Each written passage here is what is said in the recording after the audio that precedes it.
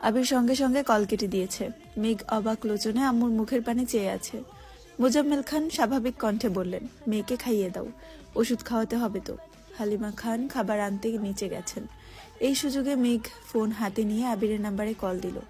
একবার দুবার নয়, টানা 6 বার কল দিয়েছে, অথচ কল রিসিভ হচ্ছে না। আজ পর্যন্ত এমন ঘটনা কখনো হয়নি।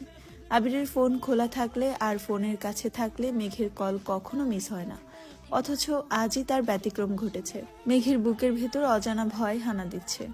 একটু পরেই হালিমা খান খাবার নিয়ে চলে আসছেন। হালিমা খান স্বাভাবিক কণ্ঠে জিজ্ঞাসা করলেন, কে কল দিয়েছে? বন্যা। ও, মেয়েটা ওই দিন তোকে দেখতে হাসপাতালে গিয়েছিল, কিন্তু তোর অবস্থা খারাপ ছিল তাই হয়তো বুঝতেই পারিসনি। মেঘ উদাস ভঙ্গিতে জিজ্ঞাসা করলো, বন্যা হাসপাতালে গিয়েছিল? হ্যাঁ, মেঘ আস্তে করে বলল। ও। মেঘ রাতে ঘুমানোর আগ পর্যন্ত বেশ কয়েকবার আবিরকে কল দিয়েছে, অনেকগুলো মেসেজও দিয়েছে, কিন্তু আবির মেসেজের কলের কোনো কিছুরই রেসপন্স করেনি। বন্যা ভার্সিটি থেকে বাসায় গিয়ে ফ্রেশ হয়ে অল্প খেয়ে মেঘকে দেখার জন্য বাসায় আসছে। মূলত তামিম মিষ্টিরা সবাই আসার কথা ছিল, কিন্তু তানবীরের ভয়ে ওরা আর আসার সাহস পায়নি। বন্যা কিছু ফল আর মেঘের পছন্দের টুকিটাকি জিনিসপত্র নিয়ে আসছে। আজ তানবীর আগে থেকে বাসায় ছিল। বন্যাকে ঢুকতে দেখেই সোফা থেকে উঠে এগিয়ে গেল। বন্যা শান্ত স্বরে সালাম দিয়ে জিজ্ঞাসা করলো, মেঘ কোথায়? তানবীর সালামের উত্তর দিয়ে আঙুল দিয়ে দেখিয়ে দিল। বন্যা উপরে চলে গেল। বাসায় আজ তেমন মানুষ নেই। আকলিমা খান, মিম আর আদিকে নিয়ে ওনার এক আত্মীয়র বাসায় বেড়াতে গেছেন। দুপুরের পর হয় হালিমা খান ও মালিহা খান দুজনেই ঘুমে।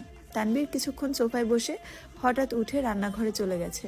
চা নুডলসের সাথে ফল কেটে প্লেট সাজিয়ে নিয়েছে। মেঘের রুমের সামনে এসে গলা খাকারি দিয়ে বলল, আসবো? আসো। তানবীরের হাতে নাস্তা দেখে মেঘ আহাম্মকের মতো তাকিয়ে আছে। বন্যা চেয়ার থেকে উঠে হাত বাড়িয়ে একটা ট্রে নিয়ে টেবিলের উপর রাখলো, আরেকটা তানবীর নিজেই রেখেছে। মেঘ আশ্চর্যজনিত নয়নে তাকিয়ে শুধালো, নাস্তা তুমি নিয়ে আসছো? তানবীর আস্তে করে বলে, হ্যাঁ। মেঘ দু চোখ প্রশস্ত করে জানতে চাইল, সত্যি? তানবীর ভ্রু কুচকে কিছুটা ভারী কণ্ঠে বলল, জি। বন্যাও কপাল গুটিয়ে তাকিয়ে আছে। মেঘ আস্তে করে জিজ্ঞাসা করলো, আম্মু কোথায়? আম্মু বড় আম্মু ঘুমাচ্ছেন, তাই ডাকিনি। তানবীর চায়ের কাপ বন্যার দিকে এগিয়ে দিয়ে চাপা স্বরে জিজ্ঞাসা করলো, চিনি হয়েছে কিনা দেখো।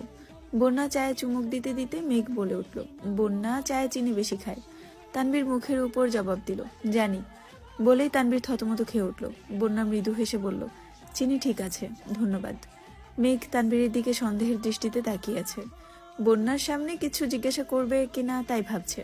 তানবীর মেঘের নজর খেয়াল করে ধীর কণ্ঠে বলল, আমি আসি, নাস্তা